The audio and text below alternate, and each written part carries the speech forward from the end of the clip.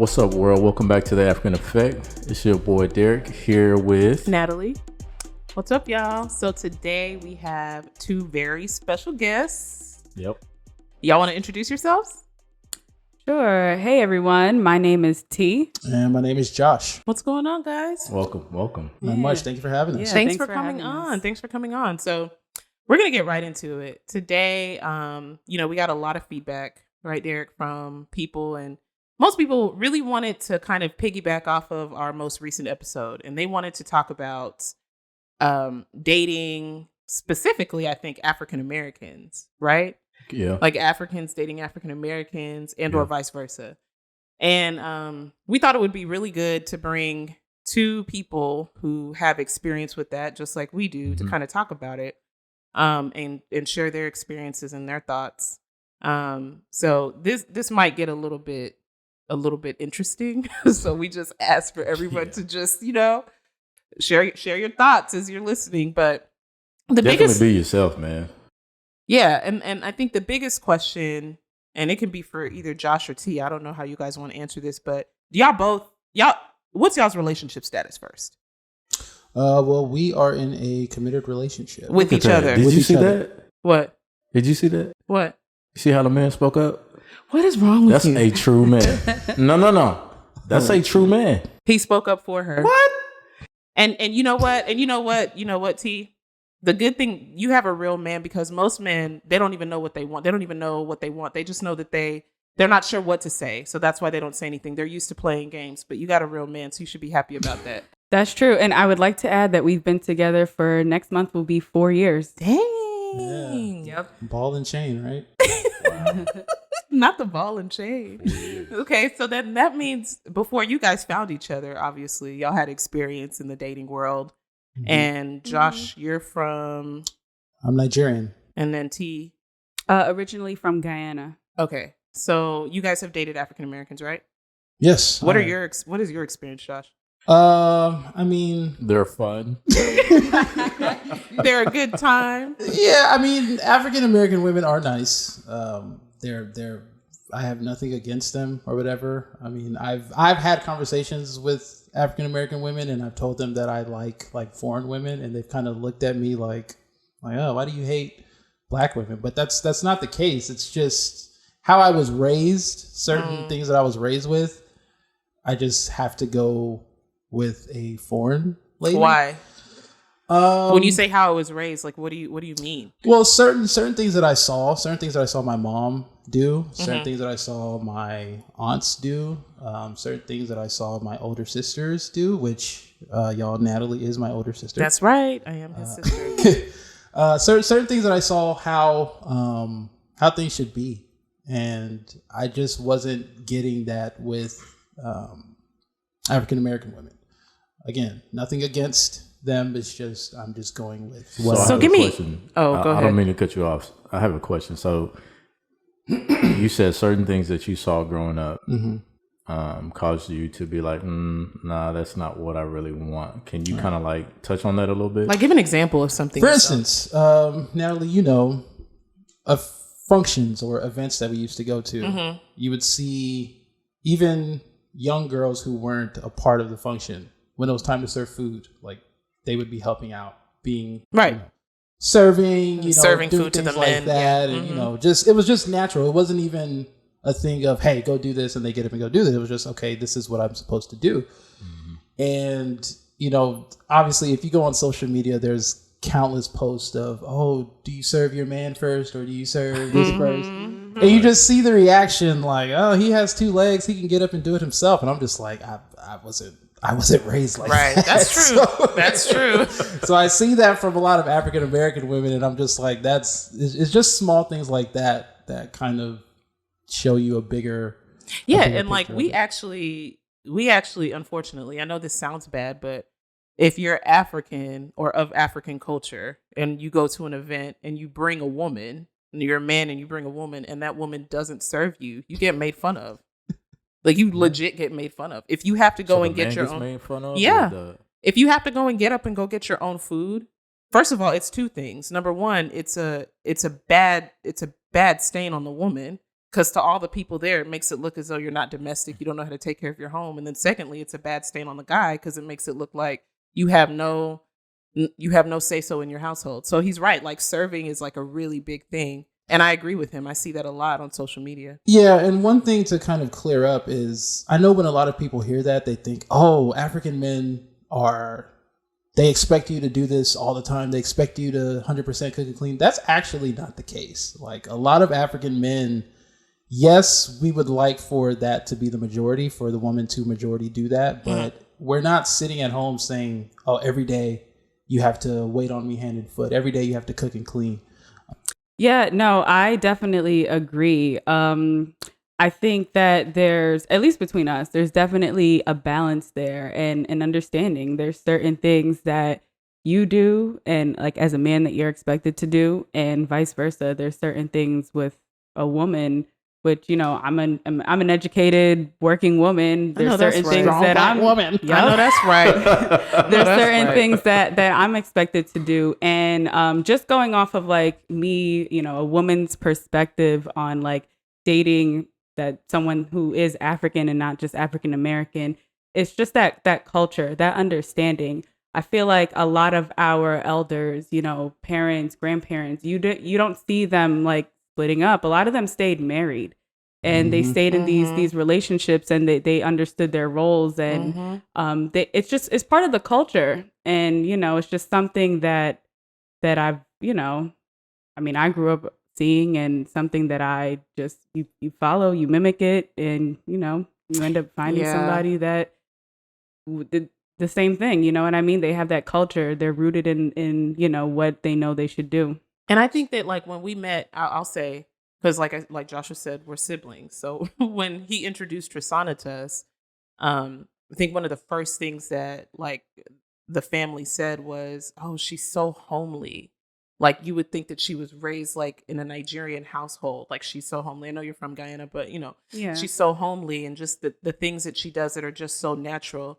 And as a Nigerian woman myself too, you can like being raised to be educated as well as domestic. I think that it sets you apart as a woman, period, but more so as an African woman. And so we kind of you just kind of know your roles. And when it's natural, when you're doing what you're supposed to do, like you said, naturally, you can tell. When it's forced, you can also tell too. Right. And my best friend is African American and she's very domestic. She does what she's supposed to do. But I will say most of my people that I know that are African American, at least women, there are certain things that I have done, like when they've come to my home or whatever, when I was married and they were like, "What are you doing?" You know, and I was like, "What do you mean?" Like, it was just like, "What are you talking about? What do you mean? Why am I serving food? What do you mean? Why am I, you know?" So having to explain that, I really realized that there was like a huge culture difference as it relates to like what women are supposed to do and, you know, what women need to do, etc. So I get that. I agree with that. So let me ask this. Your African American friends and experiencing that, being married, you stated that with those experiences, it kind of gave you like a realization of what a woman is supposed to do and what she's not supposed to do. So like, why does it come off as it's like such a negative thing for a woman to just be domesticated or as it relates to African American women? I think it's honestly, and I know I might get a lot of heat from this. As much as I rag on like African men overall, because there's a lot of work to be done in that area, I will say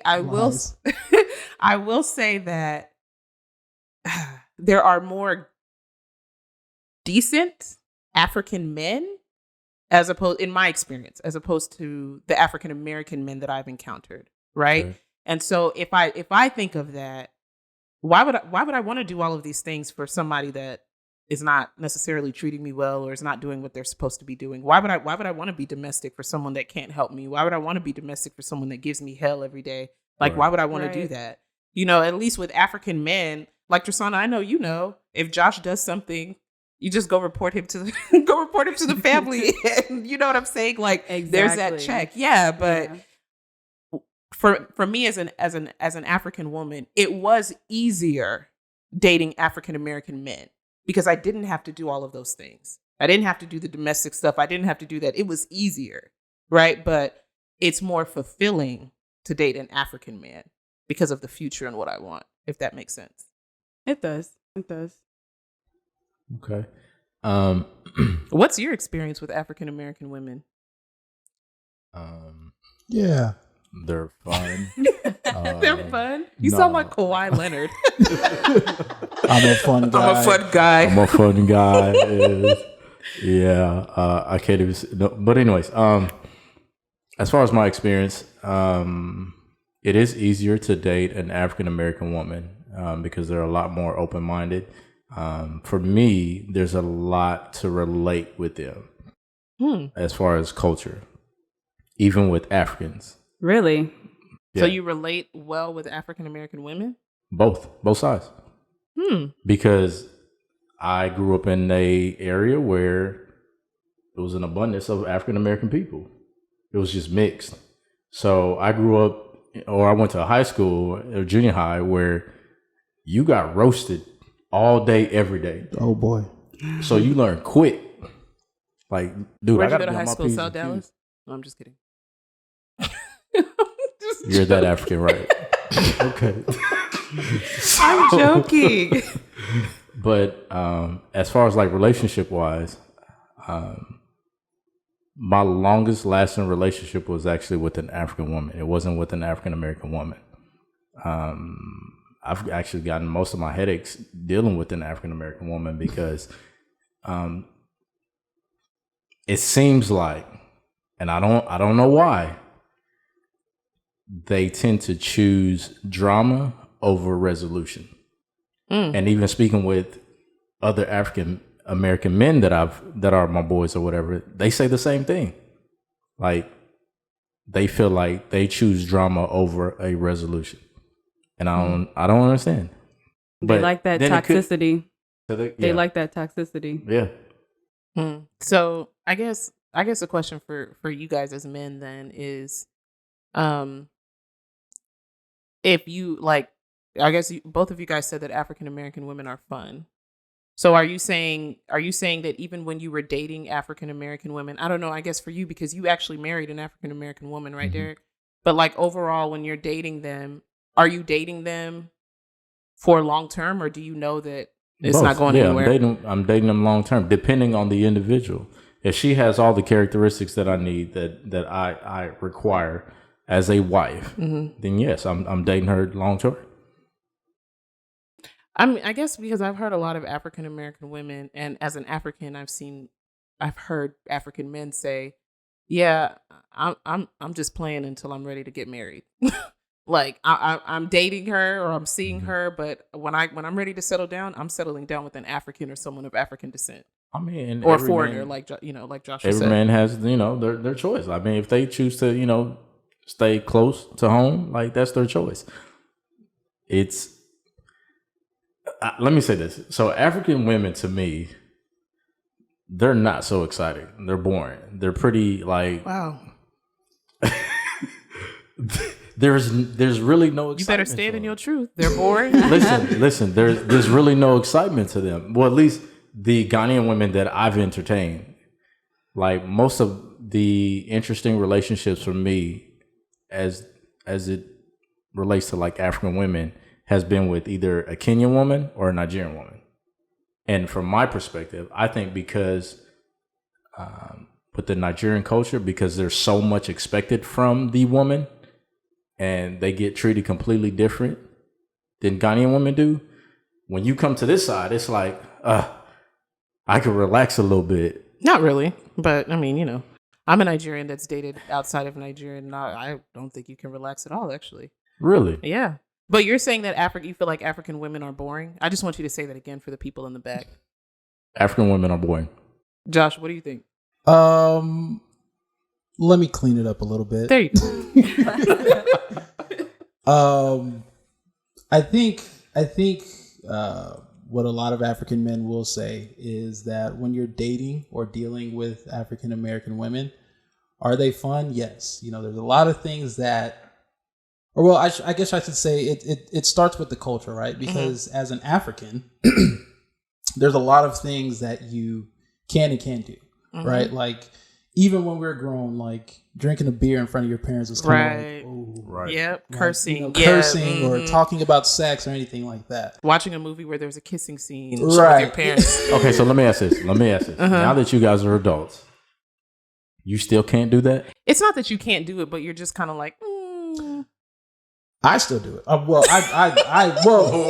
no, wait. Talk about. What do you mean you still do it? Well, I mean, know I worded that incorrectly. I meant to say that I still am myself now. Like I curse around my mom. You know, we drink around my mom. We've talked about, you know, a bunch of stuff with my mom now that we're older. But when we were younger, like in school, it was still kind of like, oh, you know, my parents are watching. Let me do X, Y, Z. And that kind of translates to African women who you're dating, because you came up in that, like, you know, we can't really real straight. Yeah, we can't really do certain things. You know, she's African, I'm African, or whatever the case may be. But with African American girls, there's none of that. Like, you can go out, have fun. There's a lot of leeway. Do whatever you know, and stuff like that. But I won't say that African women are boring in the sense of they're lifeless and you're no. He's explaining. He's explaining. I'm not saying that they're lifeless. I'm not saying that. I'm definitely not saying that. Okay. Well, here's the thing. Are African women boring? Yes. But boring in the sense of like, you know, that's like your wife, right? Yeah. Because people have this belief that every day with your spouse is going to be the greatest day ever. Like, it's going to get boring. Yeah. Like, you're going to, hey, honey, today, make sure you pick up the kids at 5. Like, you're not going to be having the time of your life every day. But you know that, all right, this person is the person who I need to marry. It makes sense. Right. So African women, and I'm going to speak for Guyanese women too, because I'm with a Guyanese woman and the cultures are very similar. With an African woman, you already know, okay, there's certain things that I have to do, certain way that my life is going to be. So it's not fun and exciting, but it's what you're used to. Yeah, it's what you know is right. But isn't it possible, right, to meet? Because I think that what we're forgetting, and I think Trisana, you can you can relate to this. Sorry, I'm sorry. It's okay. But I think that like the key is to finding a balance, because what we have to that's the beauty of being with an African or someone of African descent or whatever, a foreigner that is able to kind of walk that fine line between the two, right? So you know your culture, you know your values, you know what you grew up in, but you can still assimilate to where you are, because we're in the United States. So there, you know, you can wear multiple hats and do multiple things. So I halfway agree with you guys, and I'll say the same thing about African men. Some African men are boring as hell. Like, you know, that's why for a while I didn't date African men, because they were boring as, like, I've never met any demographic of people that were as boring as African men. Well, men are supposed to be boring. No, when I say boring, I mean, because I'm sure you can relate. You want to maybe go out and do something, and they're like, why? Let's just stay home. Like, dude, get off like, why are you so boring? Like, let's go do something. True. Like, let's like get out and like live it up. And African men, at least the ones that I had experience with, weren't really into that. Right. So, but now that I'm older, these African men, were they Nigerian or all types of African men? But now that I'm older, I can appreciate that. Like, I understand it more now that I'm definitely, I was always rooted in my culture, but I can understand why they were that way, because those men were looking for wives. They were looking for like long-term partners, and, you know, it makes sense, right? Because there are certain things you just can't do. And then, you know, I definitely agree with you with the whole balance thing. I mean, the term like modern women, like, you know, even though, yeah, we are, you know, we come from similar cultures, and, you know, we grew up in the United States. We have our educations, we make our own money, we can do our own thing. But you definitely have to find that balance with being, you know, your own individual and doing things, you know, the way you want to do them. And then being with somebody else who, you know, you that's your partner. You have to make this work. So, Yeah.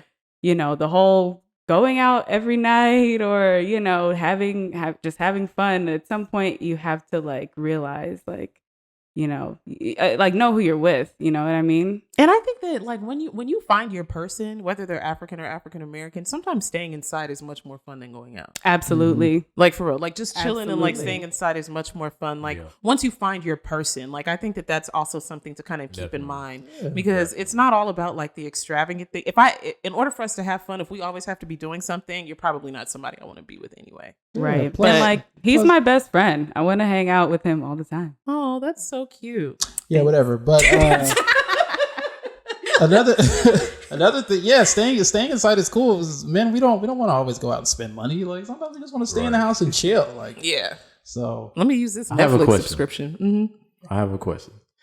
So, how important is sex before marriage? Very it's important. the most important thing in the world. It's one of the most important aspects of a relationship. Jeez, don't attack me. I mean, I'm just saying, we're siblings. We understand. We get it. The thing is, you ask that question and you run into a lot of women, African American and African, who have the belief of, oh, I'm going to wait or make the guy wait before we engage in but sex. you didn't let the previous guy wait.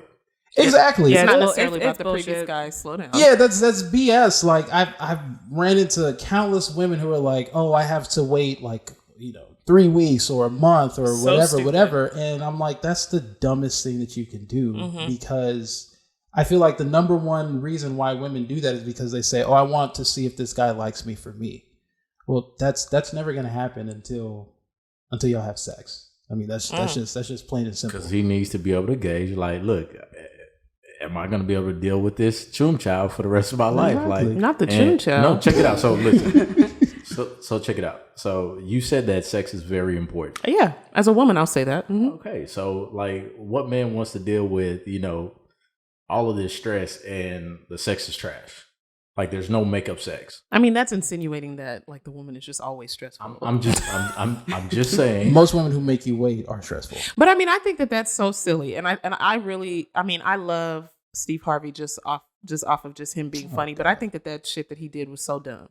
Like Think like a man? Not think like a man, but make him wait 90 days or 90 days because it doesn't really help. I think that sex is super important because sex is not just about the physical act. There's intimacy that's involved with that, right? So I think it's important. And for women, I can say it as you get older and even as you're younger, like no woman, just like no man wants to deal with some whack poom chow. Is that the language?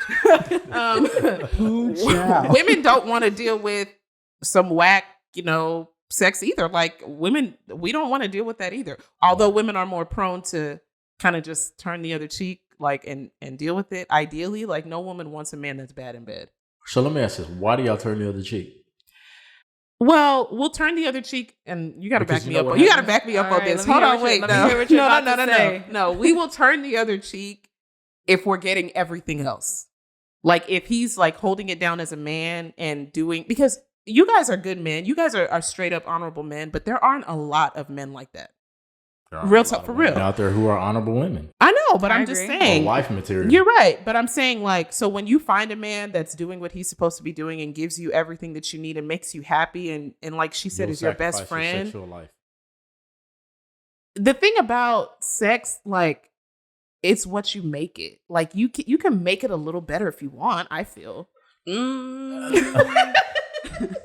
Trisada, please. I don't know. I feel like wait, what do you mean you can make it better? So, okay. This is If so you exciting. if you meet a guy and you like him or whatever, you guys have sex, he may not, make it like flow like a waterfall every time. You know what I'm saying? Okay. But the more and more you feel for him, the more and more you like him as a woman, we tend to be kind of emotional. You can try other things. He may not be putting it down just off of penetration, but he may give you good head. So it may be a situation where it's like, okay, just give me head 90% of the time, and then the other 10% I might let you. You know what? I don't know. I don't know if that argument really stands because a lot of women, they're not virgins. So if they've gotten it better elsewhere, what makes you think they're gonna settle for that? But why didn't that relationship work though? Like, why didn't it work before? It's probably because he was lacking in the other areas. So if you, as a woman, if you meet a man that is taking care of the household, provider, protector, everything that you say that he's supposed to be, and he gives you everything that it is that you're looking for as a woman, and it's just he's lacking a little bit in the sexual department, why would you throw that away? Because he's lacking in the sex department. That would make you a fool. As a woman, it would. I guess, yeah, you could say if he's checking all the other boxes, don't be an idiot. Yeah, like make it work. Yeah, that would be a fool. And then likewise, if a man is great in bed, but he doesn't know what it means to provide, I'm not going to stay with him. That sounds like a fuckboy. Yeah, I'm not going to stay with him. But a lot of women choose that dude. They do. That is true. They do. Because he makes you tingle. Oh my gosh! But men also choose women based on the poom chow. No, we don't. No, we don't. Y'all don't? We do not. Absolutely not. Hell no. It's impossible. No way. Why is it impossible? Because men, we can compartmentalize, right? So there's a lot of women who have been sleeping with a guy for 3 years, and then he up and just says, okay, bye. I'm never going to speak to you again. And out of nowhere, he's married. Exactly. So men, yes, men love great sex, but seldom do we say, let me marry this woman because her sex is great. Right. We can separate that. Yeah. Women can sometimes too.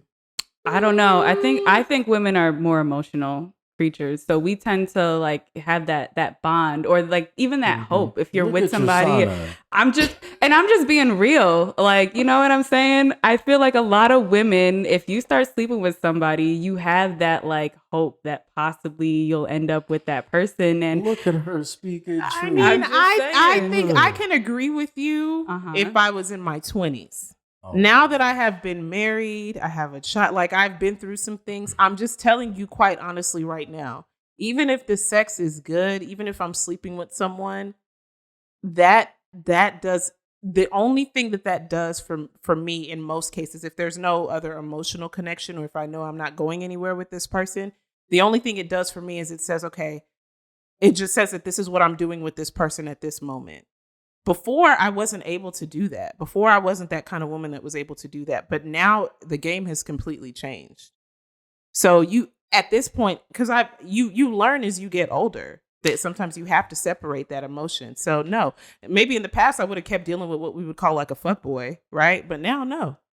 I just feel like it's in a woman's nature to tend to have more of that emotional connection with somebody. Because you're emotional creatures. Yes. We are emotional creatures. It is in a woman's nature to be emotional and to tend to, in some cases, connect certain things to sex. But again, I'll use my favorite word.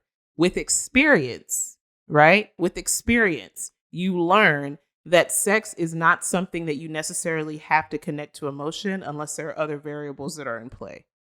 And that's just something that you learn with experience. I'm just being honest. So speak to, why is it that women love toxic dick? I mean, I think the only way that you can love toxic dick is if you're toxic yourself. But if you've decided that you don't want that toxic shit in your life, you're not going to like toxic. Like, you're not going to like it. I know a lot of women, and I will even speak for myself, who have met a guy. They've had their experiences. They've met a guy and they realize he's toxic. And I like literally have had conversations. They're like, girl is good, but hell no, I'm not doing that. Like, I have kids. Like, I have a career. Like, I can't do, you know what I'm saying? And they leave it alone. Okay. So I want to take it a little bit deeper. All right. So no pun intended. Right. Oh my gosh. That's a good one. You're still my younger brother. Have some respect. Gosh. So let's speak towards the woman who decides to play it safe and put her sexual needs aside because this man provides all of these things. Now this woman is married to this man, but the sex is not up to par, right? And now she's out at clubs with her best friends or whatever, and they're in group chats having conversation talking about, girl, oh my gosh, like, I need my back blown out. Wow. That's a thing. You're right. Yeah, it's true. It is. Girls talk about sex in a very savage way with their girlfriends. So what? You think they're going to cheat? As a problem? You think they're going to cheat? Yeah. No, they're not going to cheat. Let me tell you something. If I can go to the club, agree, if bro. I can go to the club I and don't buy, agree. if I can go to the club and buy endless bottles for the table and not have to worry about my bills the next month, I don't need my back blown out. Okay, Nat, let me ask you this. In your circle, you don't have to name anyone. Okay. I don't need any names.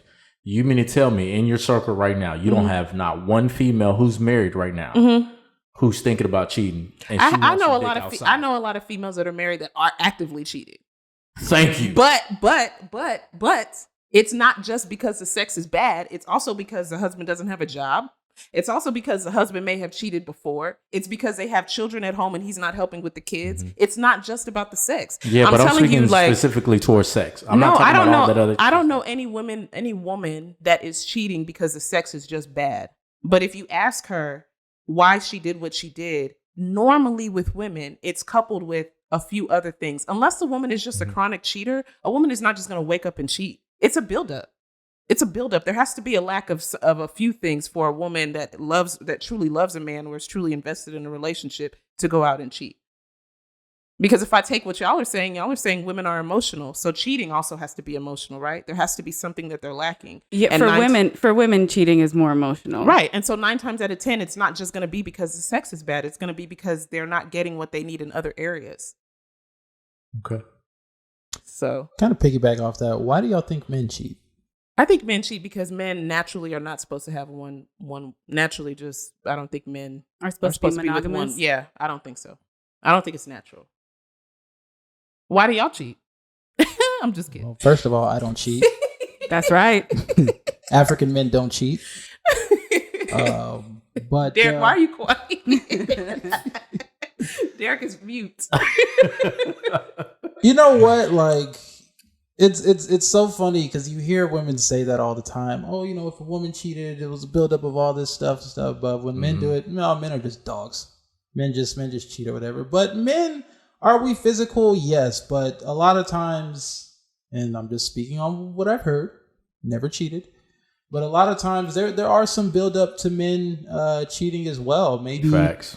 Maybe they go home and it's a tornado every night, and they're like, "Man, Shonda down the street, I just walk in and we just have a good time." Right. You know, and kind of goes back to the point where when you see a lot of African men cheat, a lot of times they cheat with African American women. Mm-hmm. You know, they don't necessarily go cheat with another African woman. So there's a lot of buildup for men too who decide to step out of their relationship or step out of their marriage. That doesn't really get talked about a lot. It's more so just, oh, you're a dog, you're a nasty man.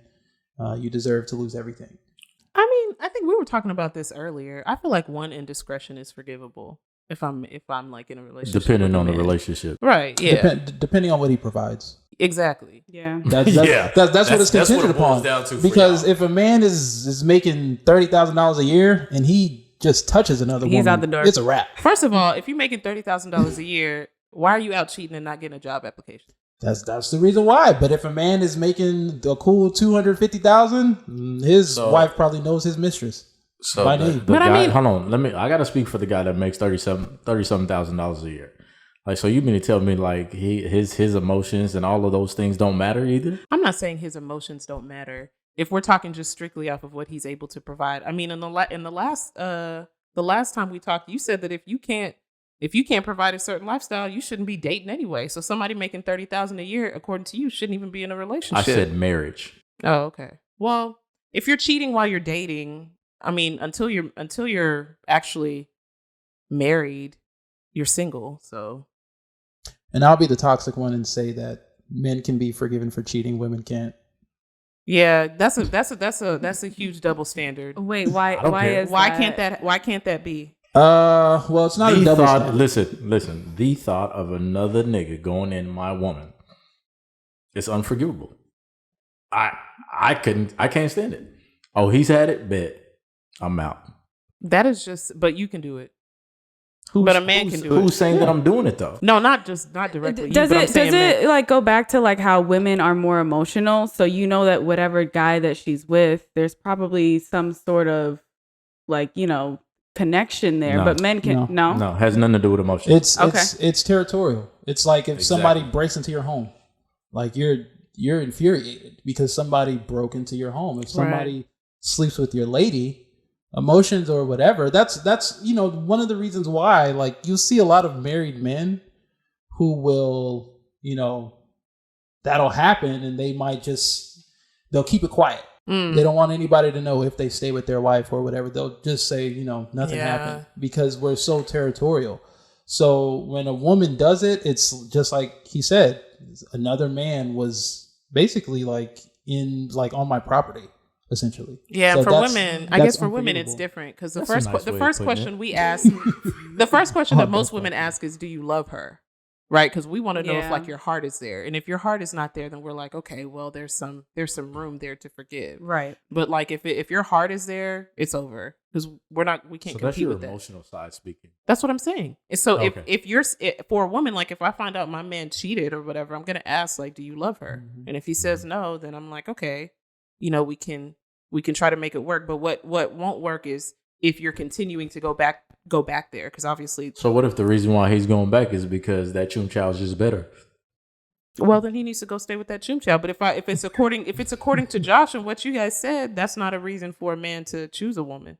No. I'm not saying that he's choosing her. Mm-hmm. I'm just saying he's separated the two. Sexually, she gangster with it. Well, then he's an immature man, because if that's worth losing, like your family or your girl, then you don't need to have your girl. Right. I don't think that has anything to do with maturity. I think it does. If you have a good woman, or let's say that she's a great woman and she's good and she's giving you everything you need, it's just that the Choom Chow is better somewhere else. You're willing to risk that over some Choom Chow, then you're not mature. I'm not condoning cheating. I'm not saying. Yeah, I'm just saying that overall you're just mature. Towards, you know, like the women who are like, you know what, he's cheated once or twice. You know, we can work this out.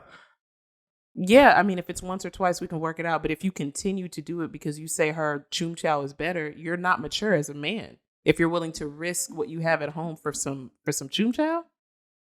And why are we using the word Choom Chow? Yeah, I kind of agree with that. I think that, you know, I think it's one of those situations with men. We don't condone it, but we understand it, right? Like I don't condone cheating. Like I don't like when I hear dudes be like, "Yeah, man, I'm gonna go, you know, mess with this girl." Like why? Like if you have like a good situation at home, like why are you intentionally doing that? Right. But I think to kind of circle back, I think it, again, as harsh as it sounds, it boils down to what kind of man he is. He's afforded more chances based on what he can bring to his relationship. Because a perfect example is, as a woman, and I'll probably ask both of y'all, let's say that you're with a guy, right? You're married to your husband and he cheats on you, right? Mm-hmm. Y'all are definitely going to be upset. Of course, right? Obviously. But how would y'all feel if he didn't cheat, but y'all found out that he was financing another woman's life? Y'all would rip the entire world in half, right? If you found out that he was paying her rent. Because let me ask you, as a man, would you pay another woman's rent if you didn't love her? If I had enough. No. Like if I was sleeping with her, right, and I was making a decent amount of money, and she was like, "Hey, like, you know, rent's due." Yeah, maybe. If I have it like that, not me personally, listeners, but if I have it like that, maybe. But me personally, no, I wouldn't do that. But men do that all the time, right? They have, you know, a mistress or whatever, and they pay for her condo, or they, you know, buy her a car or whatever. And that's the kind of stuff that women, you know, lose their minds over. That's why I say men are afforded more, because the man providing is what matters most to y'all versus who he's having sex with. So if he's making $30,000 a year, it's like, all right, you're out the window. Easily cut that off. Yeah, exactly. I mean, I think like for men in that position, if they're able to finance another woman's lifestyle, like, then I think that I would venture to say if he's not in love with her, it's probably just to keep her quiet, because he doesn't want her to, you know, go and talk to the wife or whatever. But if you are just like, you know, if you guys are a middle class family and, you know, both people are working or whatever, and you're taking money out of your home to do that for someone else, I can't imagine that you're doing that for any other reason than the fact that you like actually really love or care about this woman. So I'm talking about like our average everyday people, not like our 1%ers. Oh yeah, average everyday people. Yeah. So men are logical. We're not gonna empty out our funds to pay for another woman. So that's what I'm saying. So if I find out that you're doing that, obviously there's more to it than just sex. There's emotion involved. And so then it's a wrap. Like it's a wrap. Like there's nothing else to talk about at that point. It's a wrap, and I'm taking you to court, and I'm taking everything you got. So as long as it's not emotional, it's not a wrap. But the minute it becomes emotional, it's a wrap. Like I said, one indiscretion would be something that I'd be like, okay, depending on what like about 2? The dynamic. 2 indiscretions, like I'm probably gonna call your mom. Okay, so what if it's 2, but with 2 different women, not the same? Oh, nah. At that point. Yeah, no. At that point, I feel like you're just you're a notorious cheater. You're not. Yeah, you're not. Yeah. You know, you may have said sorry, but you don't really mean it. Mm-hmm. So at that point, it's it all depends on how much money you have at that point. I definitely agree. I feel like a lot of women, we try to go for somebody that's making just as much, but it's even better if they make even more money than we do. And why is that? Because even though I got it, I can afford things for myself. I still look for a man to be able to be a man and be able to provide and do certain things for me that I expect a man should do. Exactly. So, yeah, I mean, you can turn the other cheek when it comes to certain things. I'm not saying it's going to be easy, but you know what I mean? You just see like what's at stake here. You know what I'm saying? Like, what do I have to lose? You kind of have to weigh that out and then just kind of move accordingly, especially if you have kids involved. Like, I can't even imagine, And then if you're older, it's kind of like, do I really want to start all over with somebody you don't want to go new back onto the street just because of one? No, like that like hot girl summer stuff passed me all the way up because it's like my knees are bad and I'm tired. Like I'm not going out.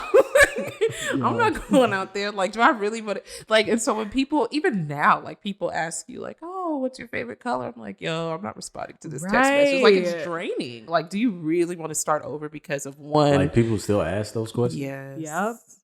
Yeah, I don't care. Jesus Christ. I'm so glad I'm not out there. Well, that's girl, that's one of those topics. You just tell me, you tell me, and then I pick up on it. No, I mean, I think it's just, I don't know. But okay, so I guess to go back to what we were originally talking about with Africans and African Americans, I guess the question would then be for, I have a question that's more geared towards like long term. So, because you've been married to an African American and we've kind of talked about that before, right? So what we're seeing too, Joshua, is we're seeing like a lot of people we grew up with, like in Austin, that are not just marrying African Americans, but they might be marrying like white, Hispanic, whatever. Like they're just not. I'm starting to see a lot of Africans that are not marrying. They're still Africans marrying Africans, but Africans that are not. What would be the reason outside of, oh, I just met her and I fell in love? Like, what are the reasons why you would say African men, aside from African women being boring, tend to kind of like look outside? Because I've heard a lot of African men say that one of the things that they can't deal with African women is this like pompous, like showcasing attitude. Like they get like a job and all of a sudden it's like, you can't tell me nothing, or, you know. Yeah. Yeah. I think that in kind of what Tristana was just talking about in terms of how she's, she can take care of herself. She got it like that. I think the line, and I've had this conversation with people before, is the line between African women and African American women is becoming very blurred. Right? It's kind of hard to tell who's who because a lot of, like you said, a lot of African women have that, I have this degree, I have this job, I have this, I make my own money, I'm the ish. But then it's like, I don't want to deal with that. Like, I don't want to, like, why would I want to deal with that? Like, I was dealing with that outside, and now you're telling me that African women are like that too? So it's like, and you guys' last episode, you guys kind of touched on it. Yo, listen, what I say, I got a lot of heat for that. No, but you were speaking the truth, is that, and I think probably what rubs a lot of women the wrong way is accountability. Yeah, that too. But when you say that we don't care about it, that is true. But I'll kind of rephrase it and say that it's appreciated but not required. Exactly. But hang on. But the problem is a lot of women, when they are selling themselves to men or African men or whoever, that's what they're leading with. They're saying, you should pick me because I have my doctorate, my master's, my PhD. I'm a PhD. And I'm a PhD. Yeah, we don't care. We don't care about it because that's our role, right? That's very masculine, right? Like when you hear guys around other guys, like what are we?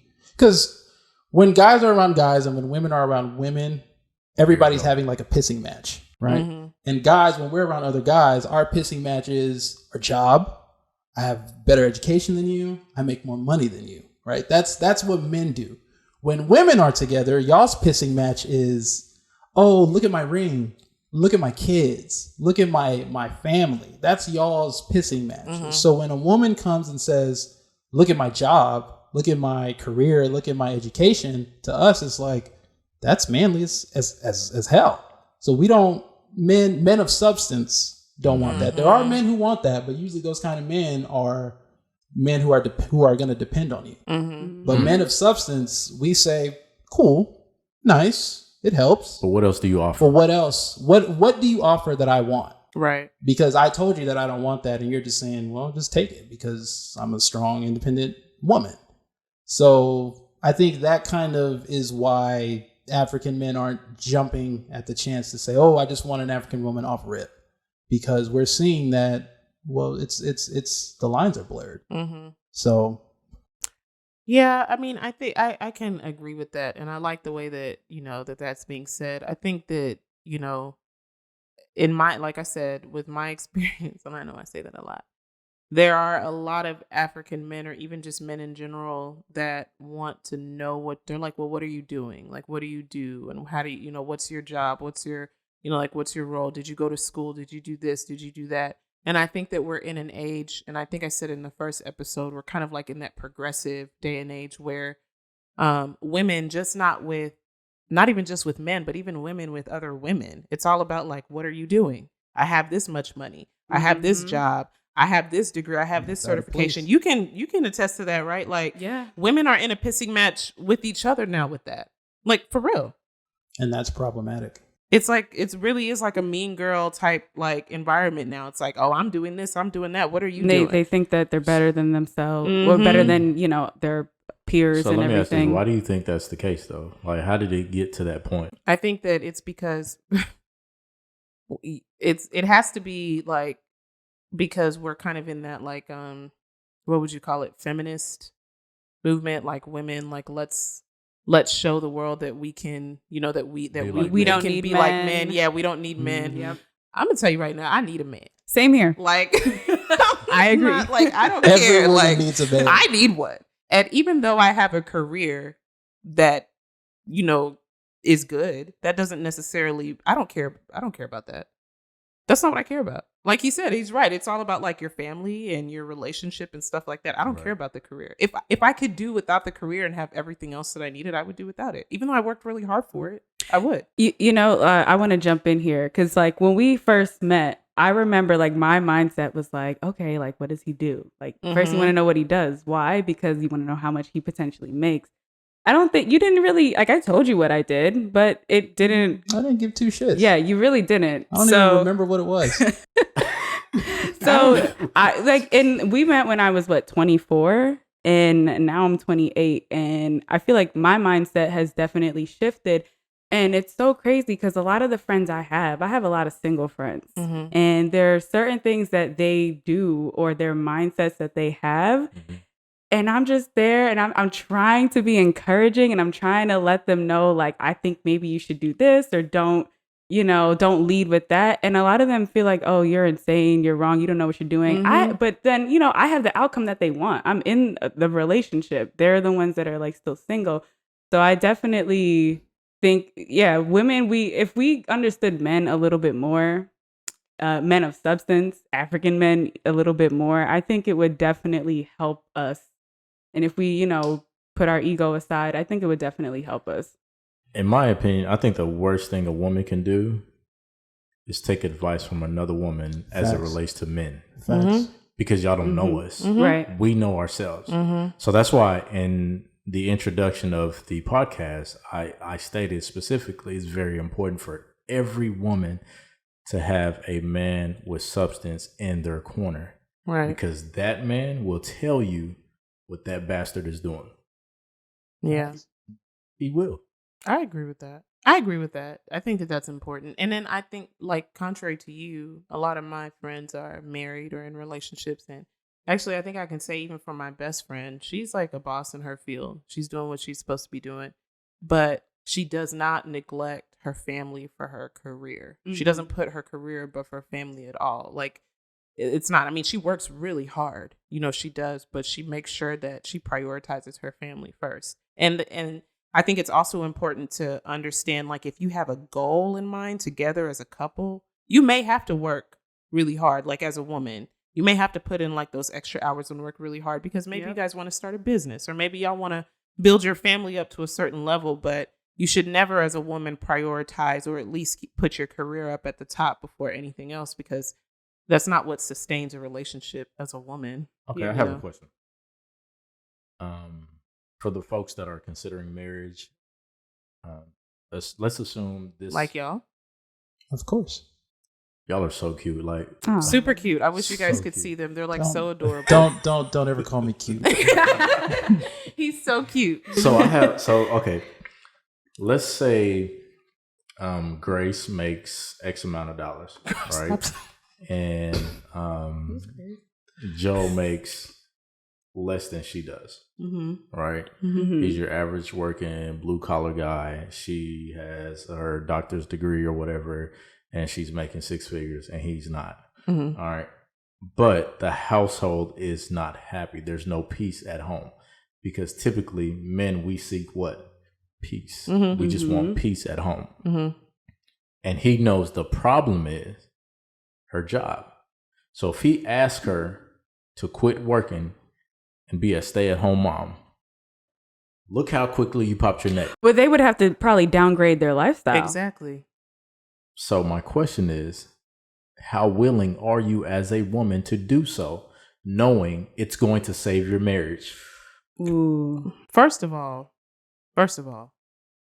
was I making I'm Grace, right? Was I making six figures before we got married? Yes. Okay, so those types of conversations should have been had before.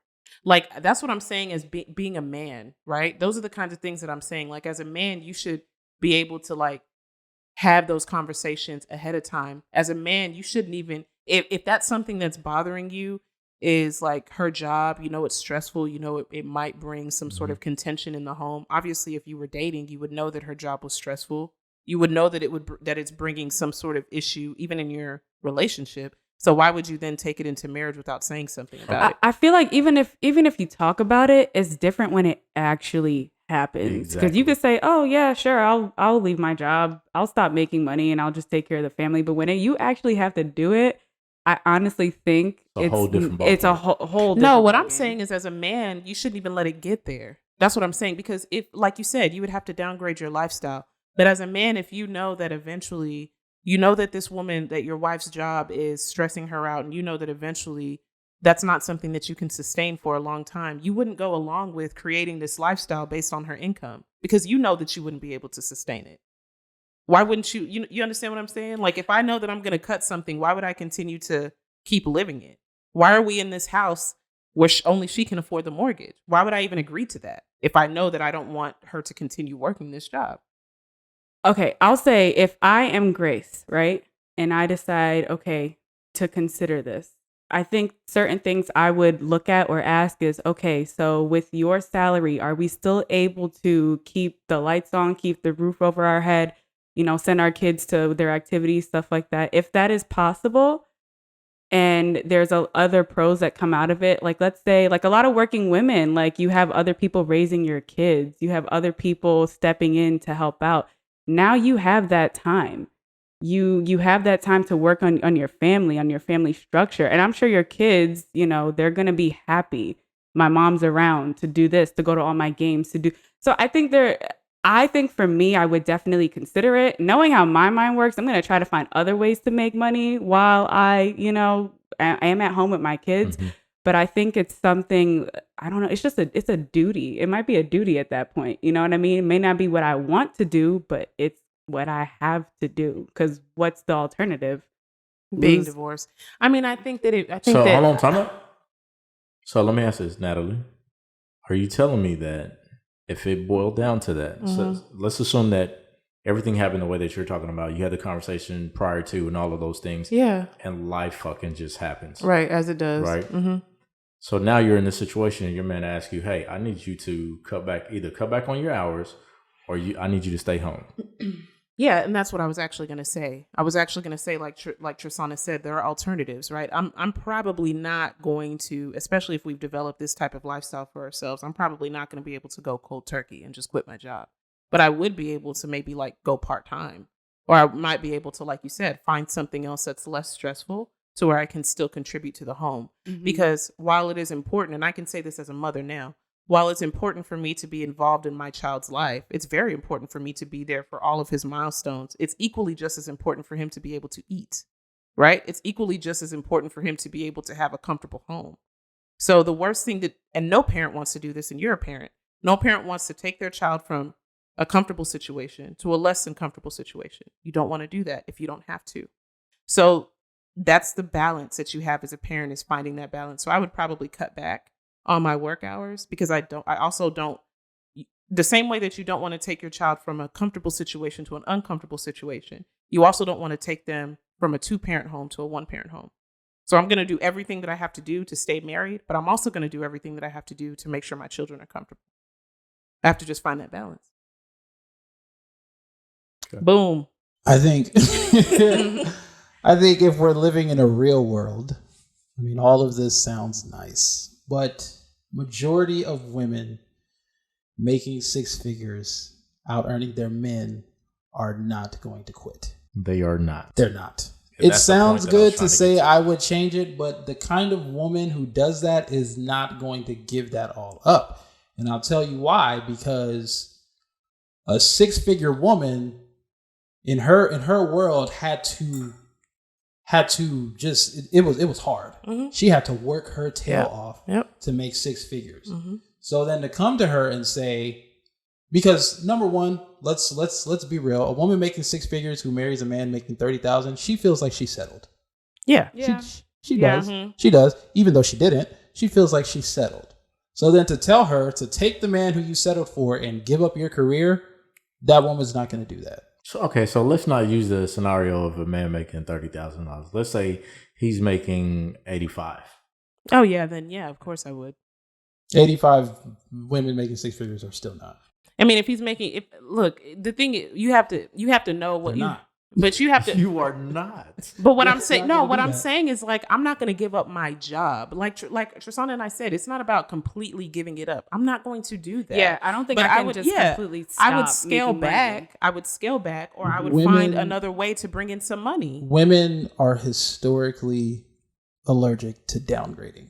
This is the thing that you have to understand, though. This is the thing you have to understand. I can't speak for every woman, but I can speak for certain women that have certain. No, because I can speak for certain women that have certain jobs that are stressful or certain positions that are. If you're a real woman, and now again, I can't speak for every woman, but working the type of jobs that we work, mm-hmm. you don't want to come home and be calling the shots or being like the man or the masculine figure in your household. A woman that is in the types of positions that you guys are talking about, you want to come home and be a woman. You want to come home and relax. Mm-hmm. Seriously. Like, if you're a real woman, no real woman wants to be like on that 24/7. So if my husband is in a position where he's able to sustain the household with a little bit of my assistance, I would be glad to kind of scale back a little bit, because that's something that you desire. Yeah. Like, no woman who first of all, jobs are ghetto. Like, nobody wants to work. Like, jobs are ghetto, for real, seriously. And I know that if I've gotten there once, I can get there again. So like if I'm able to work my ass off and get to a 6-figure paying job or more, I know I can get back there. So why would I not want to scale back? I'm going to call bullshit on that. Thank you. Women who are high earners, who are in corporate America, number one, you're not downgrading. And number two, they're not, it's very rare to find one who can turn the feminine submissive switch on. They're usually coming home. They're masculine women. Truth be told, they are. Which is why men typically want to avoid those kinds of women. Mm-hmm. So I know it sounds nice to say, "Oh, I'm a high-powered woman," but when I come home, I'm the submissive. That doesn't happen. But can we talk about, first of all, now this is going to get into like a lot deeper territory. We need to first address the issue, because the reason why women tend to be masculine is because a majority of men don't allow them to be feminine. That's no false. woman, That's false. no That's woman false. Very wants false. to. Now I'm speaking from my perspective and from the people that I know. Do you know how tiring it is to have to run everything? And I come from a marriage where I had to do that. I was not drained by what I was doing at work, even though, like I said, Drasana and I are in the same field. It's very stressful work. Mm-hmm. Work was actually a relief as opposed to being at home. I was tired at home. Like, no real woman wants to do that. No real woman who was raised well wants to have that energy all the time, because it's not natural. Why do they do it? I think that some women have been conditioned to do that, but it's not a natural thing. It's really not a natural thing. Real women want like a man. Sometimes I used to like fake cry when I was in these relationships just so I could be like cuddled and like held or whatever. Like, that's what women do. We don't want to be masculine all the time. Nobody does. But y'all are. And the reason why, if you ask most men, would you want to be with a lawyer or a school teacher? Most men would say, I'll take the school teacher. Mm-hmm. Why? We don't know these women, but we understand that high-powered, high-earning women come with something. And they come with masculine energy. Yep. Because when it's impossible to, for instance, if you met a man who was a CEO, right? He runs his company, right? That requires him to be a certain kind of man. Mm-hmm. His brain operates a certain way. He's not going to come home and suddenly stop acting like a CEO. You can't switch that off. So when women are high powered and they're high earners and they're quote unquote boss bitches, I called heat for that too, man. Where they call themselves boss bitches and all this stuff, and I'm a boss and I'm running things and I'm this and that. They're not going to come home and be like, okay, I'm submissive now. Let me be feminine. Let me be this. They're going to be, I'm still masculine. They're going to be argumentative. They're going to be combative. They're going to be masculine because that's who they are. That's how they got to make 6 figures. I think that if we're talking about, I think that is unfair. I think that also goes back to culture, though, because what you see is a lot of, because in our culture, you have to go to school. And not just get your undergrad. Sometimes you have to go get your master's. Sometimes you have to go get your PhD. No, I'm saying like in certain families, right? They want you to do the best that you can do when it comes to school. That's what they want you to do. But they also want you to get married and to be a wife and to have those core values and to be domestic, etc. Why can't you do both? You can. And that's why I'm saying that, like, it's surprising to me that I know that we're seeing that a lot with African women now. It's more of like a growing trend. But what I'm used to is a woman going to school, being educated, because in my opinion, as a culture, that's the bare minimum. You're supposed to do that. You're supposed to have an education. Do you guys think, okay, and this is just like a question that I've kind of entertained myself, do you think that women, I guess, modern women are becoming more independent? So it's kind of throwing off the balance?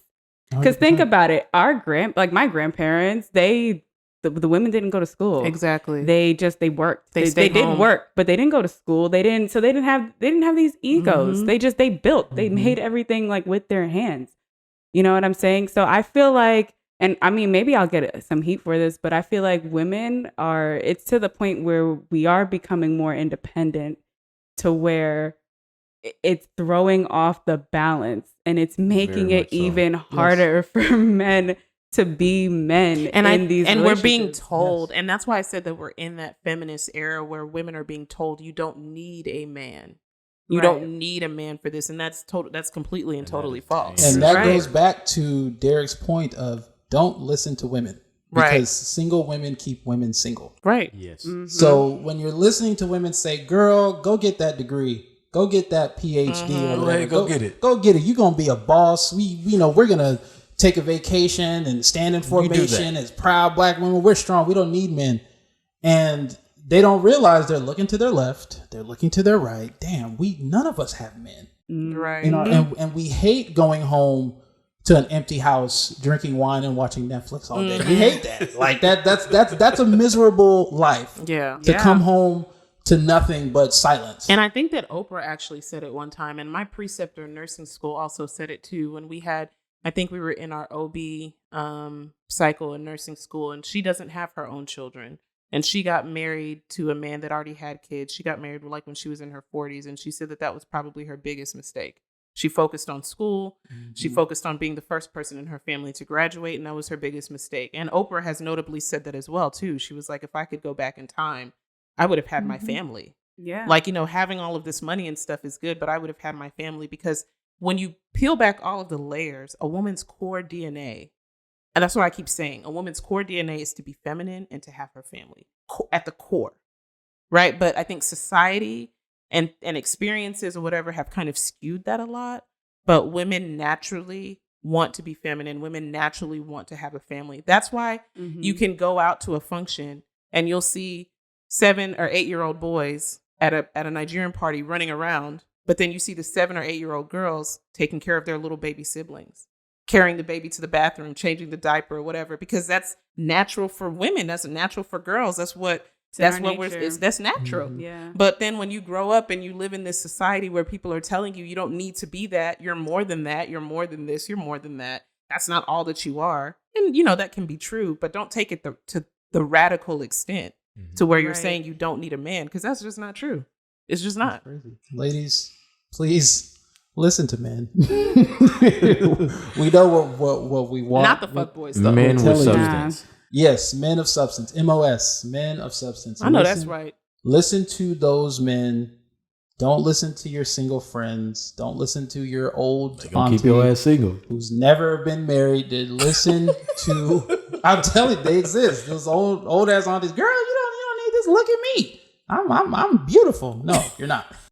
So listen to men of substance. Your father, your brother. That's basically it. Don't listen to your guy friends, because they're not really your guy friends. Nah, man, they're not. Oh, I mean, okay. there's some. No, there isn't.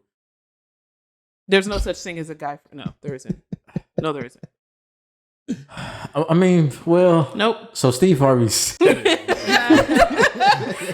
with that, and then for the women out there, I think we can collectively say, make sure that, while it is important to understand what your role is as a woman, it's also equally as important to make sure that you don't waste your time on men who are, like we say, like not men of substance, right? Not men that have it together. Don't all for the sake of being in a relationship, because you're going to end up messing with yourself even more. Yeah. Like, wait for a man that has substance. Don't just jump into something just because you don't want to be single. Because that's horrible. Wait for a woman who has substance, man, who, has those wifey qualities that you seek. So, and if you see a woman with those wife qualities, don't wait 2 years to wipe her up, because somebody else is going to snatch her.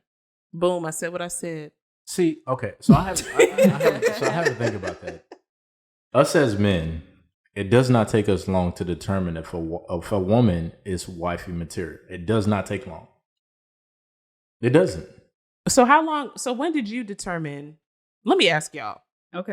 When did you guys collectively determine that you wanted to be in a relationship and that this was your person?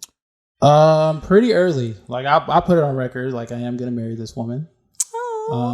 But literally, we went on our first date. And I think about a week and a half later, I was like, hey, be my woman. I know that's right. Be my woman. Because you just got, guys, we know fairly quickly. Mm-hmm. We know when we know, like, the first time that we talk, like, okay, this woman is legit. Different, yeah. Right? So for me, it was fairly early. I just looked at her, had great conversation. I just saw who she was, saw her authentic self, and said, "Yep, that's it." So what about you, Tristana? Took me like 3 years. Okay. No, I wouldn't say 3 years, but I feel like it definitely took me longer. I think, and like I said, I met when we were 24. And I think just like from maybe high school up until that point, I have like my friends in my ear telling me certain things. Or I even remember like in high school, there was some guy that liked me and my one friend said he looked like Darth Vader. Like, and because of that, I was like, you know what? I don't want to be with him because my friend said he looks like Darth Vader. So I was like, I completely crossed him out. So I think like when we met, my mindset changed. Like I started to look at things more than just like, shallow things, like the way somebody looks. Like immediately we were like friends, like right off the bat. We could hold a conversation for hours and hours and hours. To this day, we still do. We can just talk to each other. So at first it was kind of like, I like him. He treats me really nice. Like, this is great. I like spending time with him. So, okay, date number 2, 3, 4, so on. And then it got to a point where I just realized like, okay, he is willing to do anything and everything for me. And this is it. Like, solid. This is who I'm supposed to Y'all be are with. too goddamn cute. Plus, she was fine as hell. I know that's right. See, and that's exactly. So check this. What are the things men look for in a woman? Mm-hmm. Top things. Top 3 things. No, give me 5. 5? Okay, 5. Is she beautiful? Is she feminine? Is she agreeable? Is she friendly? Like, and is she nurturing? Because I think that those things are not separate. Like, they're gonna build into who she really is. Right. Like, they're gonna build into other things. That's gonna tell me, is she gonna be a good wife?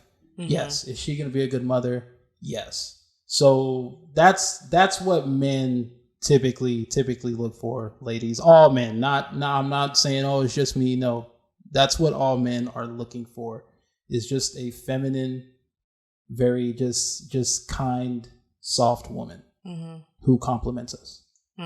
That's it. And supports you. Yeah, that's. I mean, yeah. Well, by support, what do you mean? Well, I mean, just like this is just supportive. Like, yeah. Because the worst thing you can do is like bring something to. At least I've heard. Bring something to someone. No, the worst thing that you can do. What the heck? The worst thing that you can do is just bring some like let's say you're really excited about an idea or venture and you bring it to someone and they're like, why would you? They just don't support your dreams. They don't support your goals. I've heard a lot of men say that. And then I think that I actually read, and I'm actually going to read this to your point, Joshua, because I actually screenshotted this. I thought that this was just so profound. So on Instagram, they asked men, like, when did you know that, the person that you met was going to be like your person? And so there were a number of men that gave their responses, but one said, he said that she accepted me as is. She let me do me. It was me and my daughter that were living together. She did extra stuff that I didn't really care to do. Like she was folding clothes and organizing stuff. And he said he appreciated her because she filled a void in my life that he couldn't fill because he's not domestic. But that wasn't the most important thing for me. What was her really letting me do me, and we just vibed. And then he said, any woman can clean and fold clothes, but that peace of mind, if you can have peace with someone else being in your space without effort, that's golden. Yes. And that's what he said. That's the reason why he chose her. And women who make $100,000 a year typically don't give you peace. They don't, man. You don't. They don't. You do not. They just do not. You do not. Lawyers do not give you peace. You do not. I know a close friend who she told me she wished she wouldn't have chose like being a lawyer because she had a great relationship with this guy and she chose her career. Is this the same person that I think that we're talking about? A lawyer? No. Oh, because I was gonna say, yeah. No. With or without the career, that one was gonna be single. Oops. Wow. Wow. I mean, she might be true, but I mean, most men we want that peace, and high powered women don't bring that. I mean, what if you're six figure, but you're not like high powered? Like you just have like you just went to medical school or something. No, seriously, I don't think that exists. Yeah, Listen, from my experience, man, they have been one of the worst. But you were married to someone that I think I can safely say wasn't making six figures, and you didn't have peace in your home. Yes. So with that situation, I chose her because she was having my child. Oh, okay. And at the time, we were still like in our honeymoon phase. So I was like, you know what? Why not? Let's do this thing together. Right.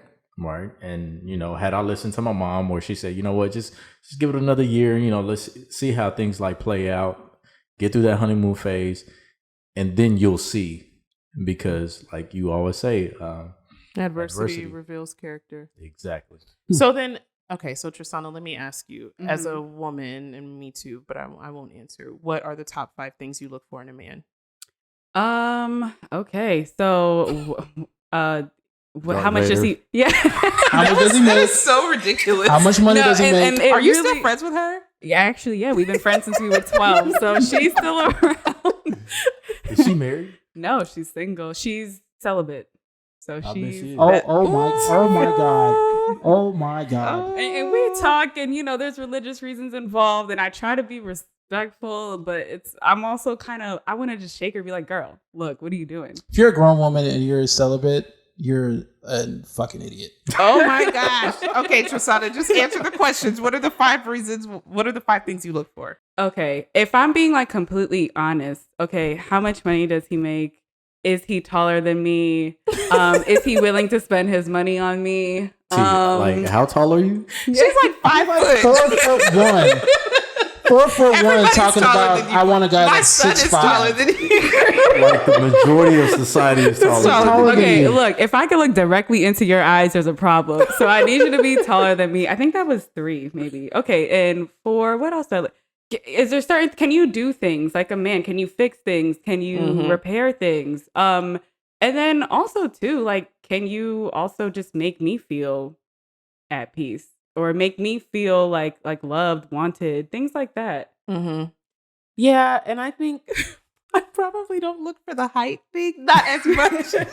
I promise you most women do. But I'm not gonna lie. Yeah, that is something. It might not be top 5, but it's definitely one of those where it's like, because I'm kind of tall. But I think I look for how, what are you doing? Can you sustain a household? Can you provide for a household? Right?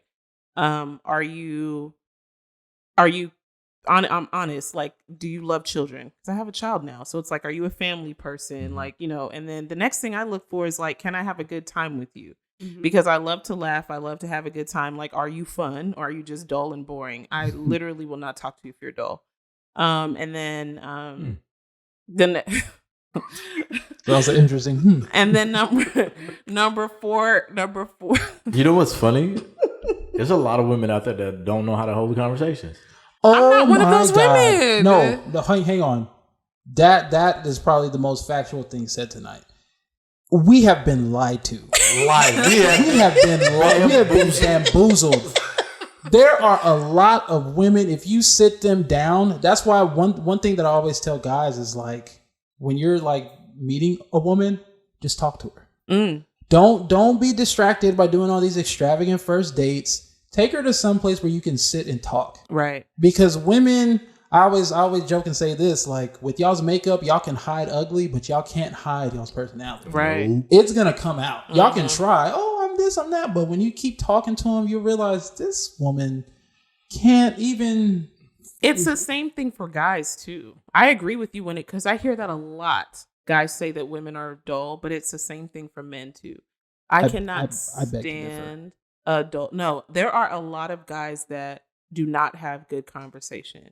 Like, I have only met, I can probably count 2 people that I've met in my life where I'm like, I could talk to this person all night.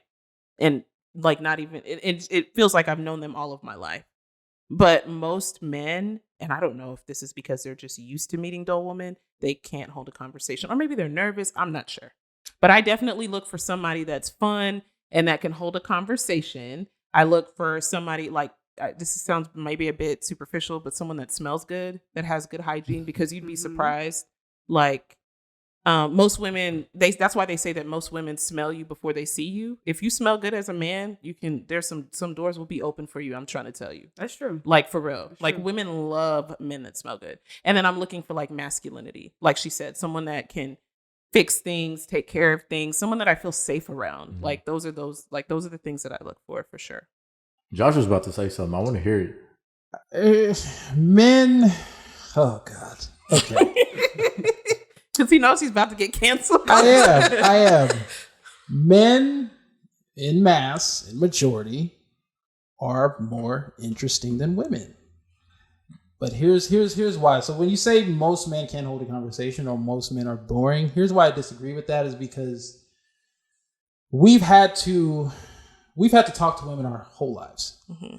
Since freaking elementary school, when it was time to pass out Valentine's Day cards, we had to figure out, all right, how do you talk to a woman? Because I've asked women this many times. I asked them, if there was a guy who you wanted his phone number, but he absolutely did not want to have sex with you, how would you get his phone number?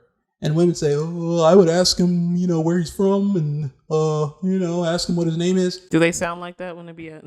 I'm just saying, like, but men, that's what we're going into. Women don't want to sleep with us. They don't want to do this, but we know how to navigate, how to talk to women. We know how to initiate conversation. We know how to be interesting. We know how to get women to give us what we're looking for. So, but women, when you sit them down and talk to them, when you sit them down and force them to talk to you a lot, you realize that a lot of them, they can't talk. They cannot talk. They cannot hold a conversation. But I think whenever it's ignored because we want to sleep with you. So we will look past you being boring because you're fine. But what I'm saying is like exactly. With me, I guess now when I'm talking about looking for someone that can give me that comfort, I'm looking for I keep saying experience, but like I'm looking for like someone with like just that effortless connection. Like I'm at that stage where I don't want to have to like work too hard for something that I feel I shouldn't have to be working too hard for. And that's the mentality of a lot of women. No. What I'm saying when I say that is like, obviously you're going to have to put in work for anything to flourish, right? But a connection, just like you guys said, when you guys met, it was like effortless, right? It was just kind of like an instant connection. You were able to talk or whatever, able to kind of just communicate. That's what most people want. That's what most people look for. Now, you do meet some people where you're like, okay, the potential is there. Let me just see what I can do. And then after a while, if nothing comes from it, nothing comes from it. But outside of that, like it's just maybe it's experience and then just not really having like too much of the time. Like I'm not going to like ask you like, oh, okay, my favorite color is green. What's your favorite color? Like, if that's what I have to do to keep the communication going, bye. Like, no, I don't want to do that. It should be effortless, in my opinion. It's not effortless for men. Was it? I thought you said it was easy for you to talk to her. It wasn't easy for you to talk to her.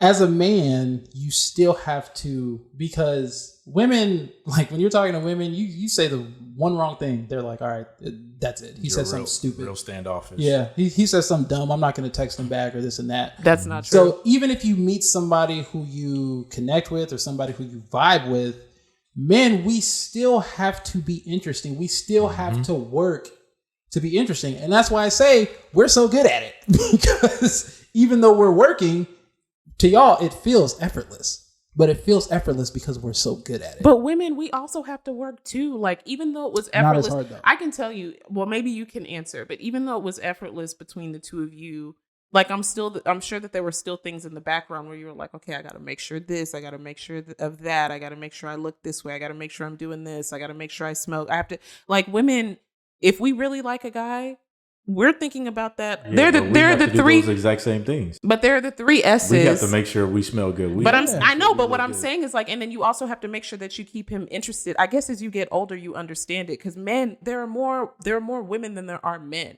So if you have a man's attention, or if a man likes you, you better do what you got to do to keep it, because he could go down the street and find someone else.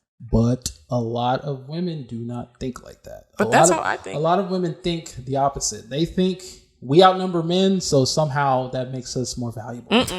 Which is insane. No, that's ridiculous. Because you go out on dates, and Derrick, I'm pretty sure you know, you go out on dates, and women are basically looking at you like, well, what do you have to offer me? Like, I'm the prize here. Yeah, no. And it's like there's 20 I other agree. women down the road. Like, why are you behaving this way? Like, really, why are you behaving this way? So You are so silly. A lot of women come into it like, I don't have to work. I just have to show up and be cute. And that's it. And that's what we mean when we say a lot of women can't hold a conversation, because they show up as if I'm just cute.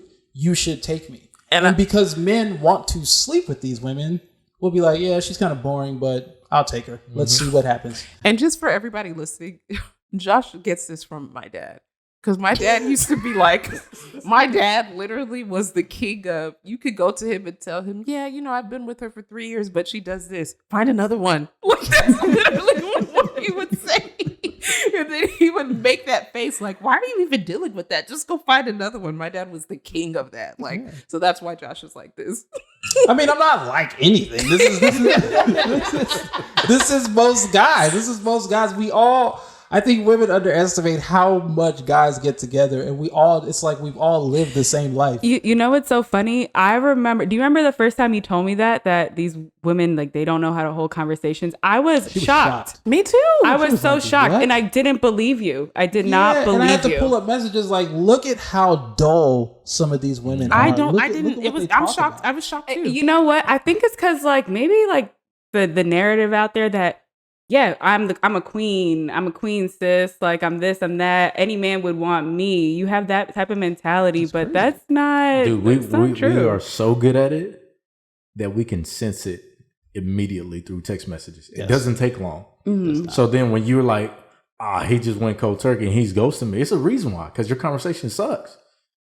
And you're not giving off the energy that you're interested. You're not giving off the energy that you're going to be engaging. You're not giving off the energy that you are going to put in effort. And men will immediately be like, you know what? I will gracefully bow out. I mean, oh, girl down the street, she about it. What's happening is a lot of men are waking up. We are, no, seriously, we are, and that terrifies a lot of women. it should terrify, but it's not. Because we're waking up and we're saying, wait a minute, for every one of me, there's 20 of them. Exactly. I don't have to, because before men would be jumping through hoops just to get a woman, even if she's boring. Oh, I don't want to lose her. You know, there was a term we used to say, don't talk your way out of vagina. Like, don't say anything stupid. Like, do everything you can to get this woman. But now guys are like, wait a minute, I'm actually the one that they're after. Well, let me ask you a question. To that, because I understand that. I agree with that. Now, you and Trisana have been together, what, next month, 4 years? Yep. Which is actually very gross, So cute. considering that he's my younger. Stop doing that. But how many Trisanas do you think that you would meet in this lifetime? In this lifetime? Mm-hmm. The right answer is to say one and only. But right. honestly, not as many of non-Trisanas that I would meet of the complete opposite. There's a lot more of the complete opposite of her out there than there is of her, especially today. You go back maybe 30, 40 years, they're growing off of trees. Right. But I'm saying now, so it's like sometimes and I'm asking, I'm not telling, but as a man, right, when you find a woman that is of value to you, that you realize the uniqueness in her, right, and the value in her, you're not just going to easily just be like, you know what, I'm just going to walk away from that, right? You would nurture that relationship. You would, because I think that's what women do too. Yeah, you would see it, protect it, and lock it down. Right. And man, people are gonna hate me, but ladies, let me tell you something about guys. If he's not locking it down, it's honestly, you're not who you thought you were. Mm-hmm. There are a lot of women. There are a lot of women out there who think they are better than what they really are. God dang, preach, But- pastor. Come on, son. Because they have their girlfriends telling them this, they have their moms telling them this, their aunties, whatever, simps telling them this. So they think if everybody's telling me this, then it's true. Right. But reality is the greatest like mirror in the world. If Right. you're not getting certain things, it's because you're not who you are. And unfortunately, because I've been on a date with a girl and I told her to her face, I said, "You're boring." Or whatever. And she got really offended, but she was boring or whatever. But a lot of women are out there thinking, well, I'm this. If a man he just can't handle me, or he doesn't realize that he lost out on a good woman.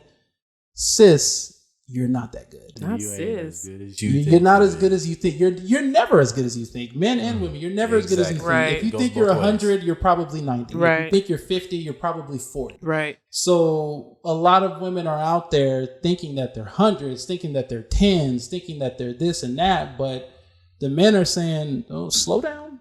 God You're dang. not, you're not that. I think that comes with, like I said, how you were raised. Because the way that I think is, and I think a lot of what we're told as women is to come to a man whole, right? Come with your job. Come with like who you are as a woman, what you know, what you can bring, what you can offer. I don't think that that's accurate. And I've always gotten hell from female friends of mine or whatever because of that. I truly believe, and I say this all the time, that as a human being, you can get to a certain place in life on your own, but you need someone else to get to that 100%. Like you need your person to get to that 100%. You need someone that's going to teach you. You need someone that you can learn from. You need someone that's going to pour into you that you can also pour into. So I just think that if you come into a situation with an open mind and an open heart, and not like with this solidified, like, this is who I am, I'm this shit, I'm this, I'm that, male or female, right? You won't encounter those things. But I think that a lot of people come into situations with, this is me, this is what I have to offer. I'm not going to change this, take it or leave it. And for most of the time, unfortunately for women, they get left. Yeah. I'm going to say another thing that is going to make people hate me. You kind of, what you said, that you need both people to bring you to what your 100%. highest 100%. Oh Lord. Okay. Come on, son. Men can do that for women. Mm-hmm.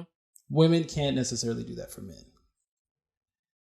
Here's a perfect analogy that I think was it Patrice O'Neal who mentioned it. Somebody go snipe you, bro. I know. I'm telling you. For instance, if you look at, let's say that you have a king, right? He's the king of the land or whatever, and he goes out and he finds a woman from the slums. She's just the lowest kind of woman, not respected by anybody.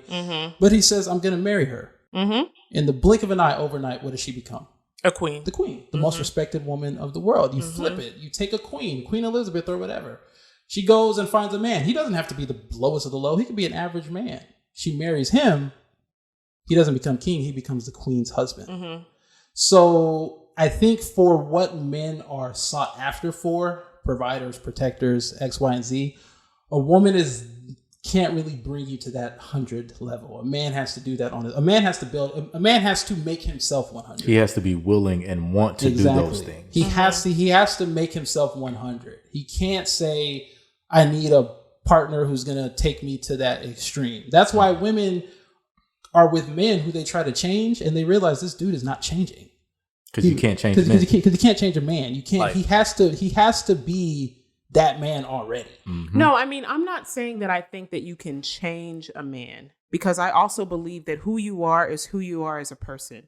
But I think that character is something that's embedded in you. Sometimes you may suppress certain things about yourself to aid a certain situation. But I also believe that there are certain people that can come into your life that can exacerbate some of those qualities that you may have that are hidden inside of you. And so there's a famous quote, and I was trying to look it up, that a king once said about his queen, and he said that she is his most valued possession. And the reason why is because she taught him, or she brought out that love, or something about forgiveness. Like she brought out something or whatever in forgiveness. And so she made his kingdom much better. So it's not to say that he wasn't already a king before he met her. But I think that there are certain people that you meet and women that can, and I know I said this before, women and men that can bring value to your life in certain ways that a man can't necessarily do on his own. That kingdom crumbled. So No, I'm just kidding. men in general, we typically just want a woman. We do not care about your finances. I'm not talking about that. We want a woman that is feminine. We want to be able to curl up under you and say, babe, look, X, Y, Z happened. Can you do that with another man?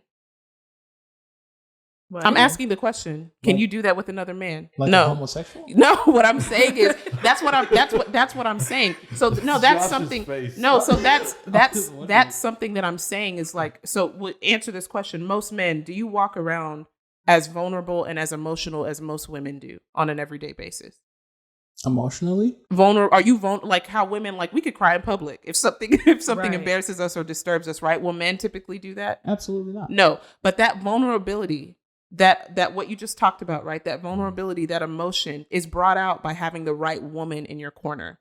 So what I'm saying is that while a woman may not necessarily be able to give a man that kingship that he already has, she can bring out certain qualities and certain things in him that can aid in that vulnerability to make him whole. Yeah, but no. Hang on, That- fellas, don't be emotional and vulnerable. He just mentioned curling up under. No, I mean like crying and shit. Don't. I mean, like don't what cry. he said, No, so curling what I up was and. saying- Men don't cry. So what I was speaking to See, is, that's not good. So what I was speaking to was a comment that you made about a woman making a man whole. She cannot make a man whole. I didn't necessarily say making a man whole. What I said is two people coming together and becoming 100% together. Like I said, I'm not trying to toot my own horn or anything, but considering the circumstances, I've done a pretty good job for myself, right? But there's a certain level that I know that there's that cap for me as a woman, right? And I know this may be something that's just like a spiritual thing, but I need someone else to bring me to a certain level. It's not to say that I need a man that's going to bring in his finances so I can go buy my dream home. I can do that on my own. But there are certain things that I know I cannot reach unless I have that Give me man. that example. Well, I mean, I don't know. That's what I'm asking. we ain't got look. No, we have time. We have time. Okay, so I'll take it to this point. So Joshua, we grew up Catholic, right? I'll take it pretty deep. We grew up Catholic, and we were confirmed in the Catholic Church. And in the Catholic Church, what do? You recite prayer by memory, right? I would always have to read the book. Go ahead. Whenever you did go to church.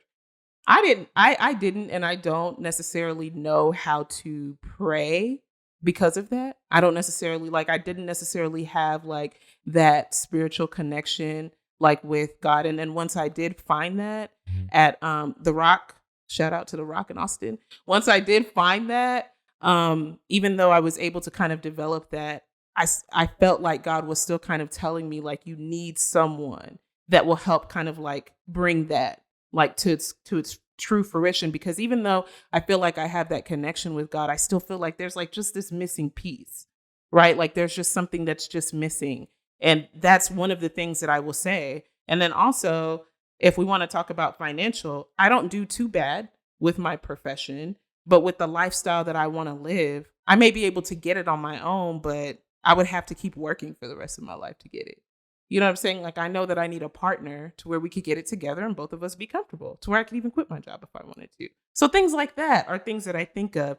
It's not to say that like, I don't have my character, I don't have my values, I don't have my core function, but there are just certain places that I want to reach in life that I feel like I would need someone. And even with my son, even though his dad and I are divorced, he obviously still has a father, but his father's not in the home 100%. Right. So I would also need like, if God would have it, like a male figure in the household 100% to help cultivate my son as well, because I'm a woman. I can only raise my son to a certain level. After that, he needs a man. You know what I'm saying? So those types of things are the things that I'm thinking about. It's interesting. I think for men, it's a little different. Mm-hmm. There's not. Oh God, a little.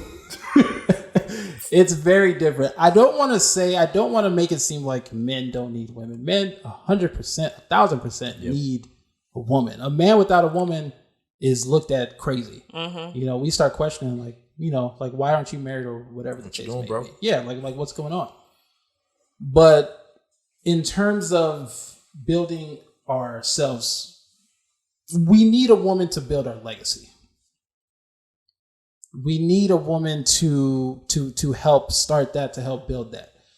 But in terms of our actual selves as an individual, there isn't much that we need from a woman, just individually. But overall, our legacy, which is the most important thing to us, we need a woman to complete that. What would you say that Trisana has taught you in the 4 years that you've been together? Has taught me? Mm-hmm. What are two of the major things that you've learned from her? She's taught me how to be more friendly. Yeah, because you're not nice at all. Like, Joshua's not nice. She has taught me how to be more friendly because apparently I'm an asshole to people. You are. I don't believe so. I think I'm the greatest guy ever. And she's also taught me how... I think you're pretty awesome, dude. Thanks. Yeah. This is a little bromance that's very, very disturbing.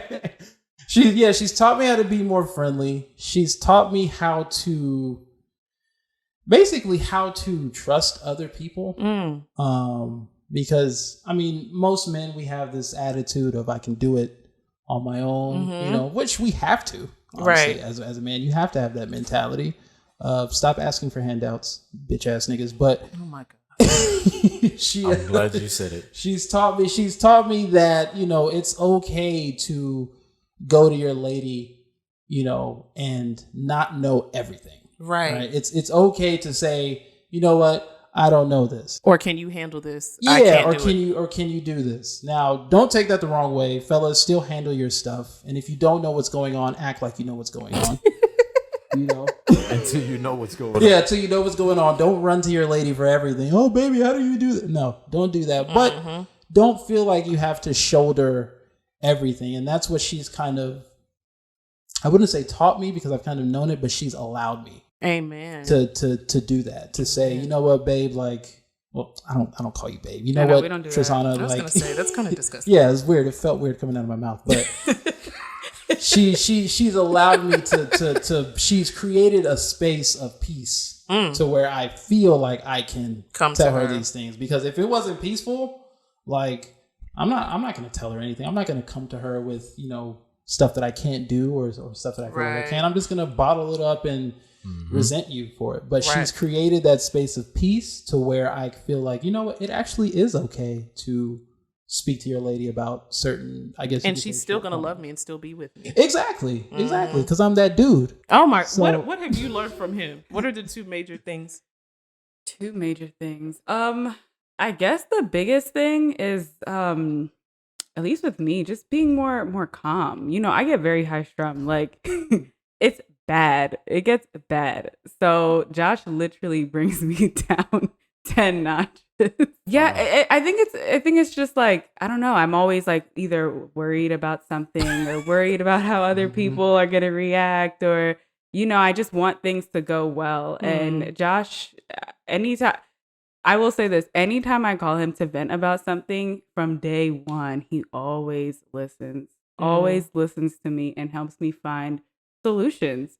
And it's amazing. It's such a great feeling to have him. And it makes me feel more settled. It makes me feel more calm, makes me feel more confident. And I'll say this too. So I wanted to start like a baking business. I started doing French macarons as like a specialty. Holy Sugar Macarons, shameless plug, yes, shameless plug. Holy Sugar Macarons at on Instagram. Holy Sugar Macarons. They're delicious. So it's something I've always liked to do, right? But and it's an idea that I entertained for a while. And when I told him, hey, I'm thinking about selling these or whatever, he literally went to work without even me asking. So that right there, it's an idea I always had, but he legit like motivated me and pushed me. And the other day you saw me baking like a tiered cake. And he was just like, I can't wait for you to like open a bakery someday. And it literally just warmed my heart. Like, wow, That is so cute. he has that like confidence that I don't even have for myself. Right. And it's just, you know, it's He overall. sees in you what you don't see in yourself. Right. That's good. I once asked the guy like what he learned from me, and do you know what he told me? What do you say? You know how like when you go to a hotel and they give you the luggage, the things that you put the luggage on? Uh-huh. And I was like, tell me something that you learned from me in the past year that we've known each other. He was like, that right there, that you put your luggage on the luggage. I was like, it's time to go. I booked my return flight. Wow. Well, he has a sense of humor. You know No, what's crazy, that though? was legit the thing. You know what's crazy though? There are a lot of guys like when they're with a woman, they do learn a lot of like stuff like that. Like I at one point thought that you're only supposed to have like one towel, Ew. and that like when I met Tristana, she was like she saw my bed, and I think you asked me, you were like, oh, like where are your like other sheets? I was like, other sheets? What are you talking about? My bed sheets are on my bed. She was like, no, you're supposed to have other sheets that you put on your bed. It's like, why? Like, Change him out. Yeah, Change like him out. a lot of stuff like that. Guys will tell you, like, oh, I didn't know that I'm supposed to have Right. a bed cover Right. and then a bedspread and then a cover. I was just sleeping on my mattress. Like, so there's a lot of things like We're that. very simple. Very simple guys. Very simple. Yeah, simple. but that kind of that question that I asked was I was That's not looking for hilarious. that. And so yeah, that was That the is end of true. It that. sounds like he gave you a genuine response. Yeah, but that's not what I was She looking didn't for. like it. She wanted him to tell her some Something stupid deep. shit. You know, taught me how to trust in myself and love myself. You're very inspirational. I'm glad you said that because one of my boys at Rome, man, I love this guy, man. Him and God, I forgot your name, bro. Ben. So How much do you love them if you don't even know Love their this name? dude, man. What's it? Michael? Yeah. so we were having a conversation one day, and he was like, "Bro, you don't know how to like lie to women." I was like, "What are you talking about?" He's like, "You are too honest." I was like, "So what?"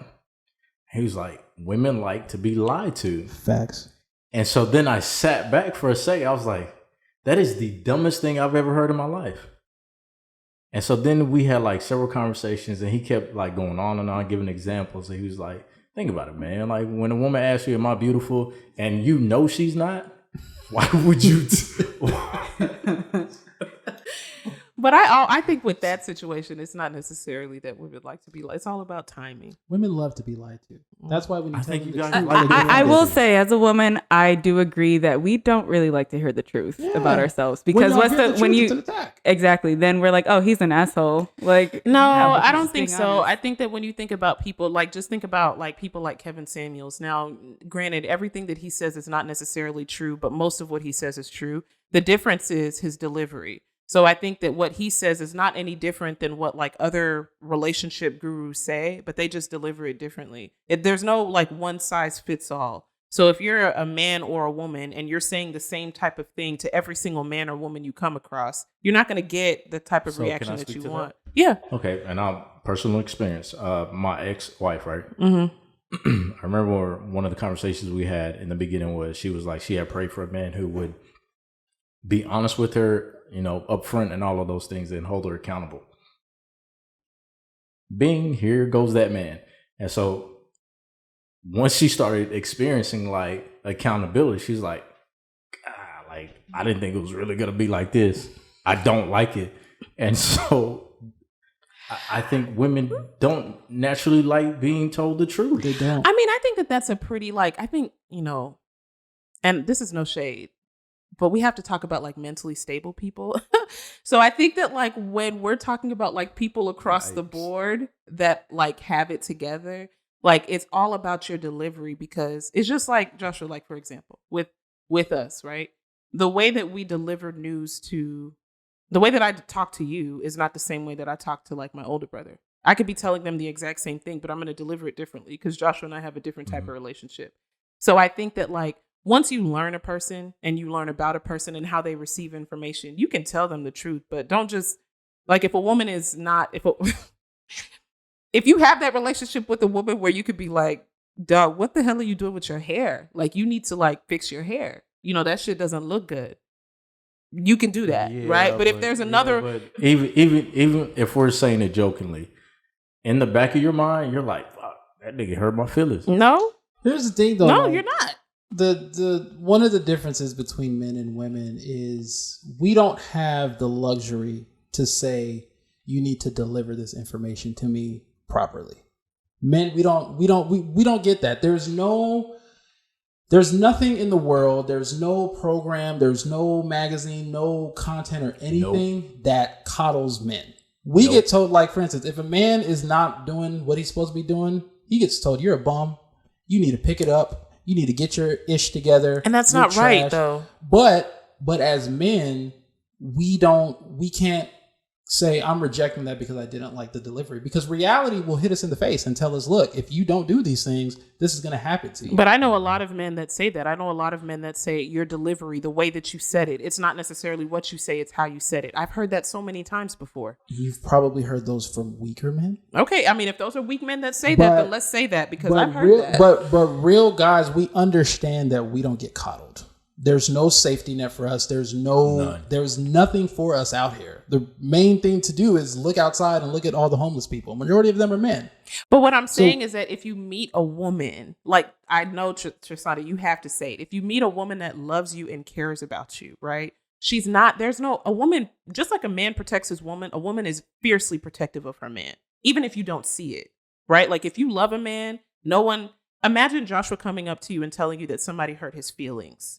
Mm-hmm. You're gonna be enraged, right? You're gonna be upset. You're like, who hurt your who like that's if he came up to me and said those exact words, yeah, she would be like, hurt your feelings? Are you a punk? Yeah, I kind of like, look at him crazy. I wouldn't do that. Like, if but most because women, you most have women to would. no, because that's not how I would do it. Like, if you're but you can't assume that all women approach situations. But what I'm saying is that if I have a man, I'm still going to tell him what he wants to hear. But I have to take my time to learn how that man receives that information. Because what you understand as you get older, for a man's ego is the most fragile thing that he has, right? So if you love this man, you're also going to protect his ego. It's like an egg, right? So I'm still going to tell him what he needs to hear because I want him to be the best version of himself. You know what I'm saying? But I'm not going to tell him, like, nigga, what the hell are you doing? Like, you're not doing this. No. You're speaking about this as if you're in the relationship with somebody, not two people just like maybe dating, or you know what I mean? Or like just getting to know each other. It depends on where I see that relationship going. Like, even if it's just someone that I'm just kicking it with, like, you still have to present things in the way. But the thing about that is a lot of people these days are lazy. So they want a one-size-fits-all response to everyone. But you have to get to know the people that are in your space. So the way that you talk to them, the way that you deliver information to them is very important. Because if you care about them, you want them to receive it. But here's the thing, which goes back to the conversation we were talking about of women being able to make a man 100. Women, you don't necessarily have to tell your man these things. You don't have to deliver. You don't necessarily have to figure out a way to soften the blow, because the world is already telling us very, very harshly. Mm-hmm. We hear these things. Right. So we're not built to need special delivery. Right. Men just aren't. But women require that delivery, which is why when you tell them the truth, like a guy like Kevin Samuels or O'Shea Jackson or whatever, they see it as an attack. They see it as, you're being disrespectful. You're hurting me by telling me the truth, because they've been coddled for so long. Oh, you're not fat, you're big bone. Or, oh, you're not. That's a big one. You're not. No pun intended. You're not ugly. A guy. Beauty's in the eye of the beholder. Girl, you're this. It's okay. It's all right. Girl, he just can't handle you. That's why he this and that. But then we get told, even when we're with our homeboys, bro, you getting kind of fat. Yep. Bro, your hairline looking kind of trash, bro. You're lacking financially. I mean, but I think that for men, right, like to your point about men getting what they need, men getting what they need from the world and not needing like a woman to soften the blow, that's not necessarily always the role of the woman per se. But I'm talking about, like, if you're in a relationship with a man and you see something that, is probably between the two of you or whatever, it's your duty, I think, as their partner to kind of make them aware of something that you see happening that could possibly be detrimental to them. But another, I think, a very key quality that women should have is their silence, right? So a lot of the time, you already know men are getting like you said, like they're getting it from the outside world. But women, at least for me, women, we don't necessarily want to fix every situation, but we still want to soften. We still want to soften like what we know is coming, right? So you know what a man is dealing, especially being Black men. Right. Every time you get up and you say you're going to the store, the reason why I'm always so scared that you're going to the store is because you're Black. Like, you know what I'm saying? So it's like there are just certain things that as women we fear with our men. So we, like I said, we're fiercely protective, but there's beauty in a woman's silence. So softening like that blow and delivering that message may not be with words. It may be with like action, doing something, taking care of something, or putting something together or whatever. But I think it's very important for women to make men feel like they're dealing with all the chaos out there in the world, especially Black men. Like they need to come home to someone that is supportive and someone that's nurturing and someone that's going to tell them probably what they already know, but it's not going to tell them like the world is going to tell them. It's going to tell them in a nurturing way where they feel loved. And then let's work together as a team to make it work. That's just how I feel. That's what I think. I don't know. I could be wrong, but that's just me. And that's true. But I think my point was that yes, I'm not saying that a woman shouldn't soften the blow whenever she's trying to communicate something to a man. I'm just simply saying that it's not make or break if she does. So right. Like a woman softens the blow, but she doesn't have to. She doesn't have to. Men, we have to. We have to if we want peace. Mm-hmm. We have to. So we cannot. They say a man's truth will destroy a woman. So we have to. That's why before we say anything, we edit it, right? Women also edit it too. I know, but we have this gut feeling, and it's like that can't come out. Soften it up, let it out, and go. Because if we don't, all hell breaks loose. Mm-hmm. Yes, women edit what they say, but if y'all don't, the shit keeps going. No, it doesn't. There are certain situations where it doesn't. It keeps flowing, but for the men for where that causes a problem, like I said, those are typically the more emotional men who are like, I need you to soften the blow for me. Sensitive. Because MOS, men of substance. I mean, I've literally seen like in my presence where a man, and he probably is listening, him and his girlfriend, he thought he was doing something. Like he thought he was really doing it. And I know this is a bit superficial. And she got upset with him and she like told him like, you ain't never been doing nothing. Like that man cried because he really thought like he had her. And the way she said it was like, remember this day on August 25th at 3:30, like where you thought. Let me ask this because this is very important. Mm-hmm. Was that done out in public in front of other people? It was done in front of me. Okay, that's enough. I think that it was less of that. I think it was more of honestly, I think it was more of just because he was a very he was a very pompous guy because he felt like he had her. Still, and also speaking to that's disrespectful. Was it done with intent to hurt him? Because a lot of women do that. I mean, based on her and our private conversations, like months and years before, she had been feeling that way for a long time. She just never told him. But when she said it, was it from a place of I want to hurt him? Oh yeah, because he told her she was whack. So exactly. That's different. He told her she was whack like at least 5 times, and she was like, "Okay, I'm just saying." She was like, "Okay, Martell," like, and that's not his name, but she was like, "Okay, Martell, like I'm trying to tell you, like stop." He kept doing it, and she was like, "Okay, I'm trying to tell you, like you need to chill," and he kept going, and then she finally was like, "You know what?" Every time after we have sex, I always go to the bathroom and say I'm peeing, but I'm really. Oh my God. I mean, that's why I asked the question: how important is sex, and are you willing to settle? Depends on how because much money moments like that happen when you in your feelings. He cried. I bet that, and I laughed. It was so funny. It's a little sensitive because a real man will be like, "You still let me hit it though." Anyway, so this was really good conversation. We were really glad that you guys were able to like come out and talk to us, and really interesting conversation that we definitely need to I'm sure a lot of people will have some questions and will have some things to say, but we hope that everyone will engage and like leave some comments down below. Yeah. Listen, do you guys have anything that you'd like to say before we kind of wrap it up? I do.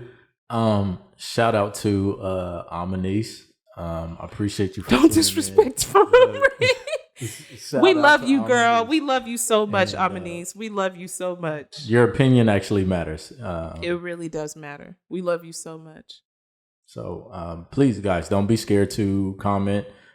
Share your thoughts and feelings, and let's get this thing rolling. And we like to thank y'all for joining us, because this was very, very fruitful. It was. And so what is it's at Holy Sugar? Yes, at Holy Sugar Macarons. Macarons on Instagram. And I'm telling y'all, I don't even like macarons, but when she started making them, I started eating them. They're delicious. And you have like 100 flavors. Yes, and I can do custom stuff. So events, parties, all that stuff. Yeah, she's definitely. And do you have a Kevin Samuels Jr.? Do you have an Instagram? You don't have one? No, I don't have. I have an Instagram, but I don't use it. So please don't follow me.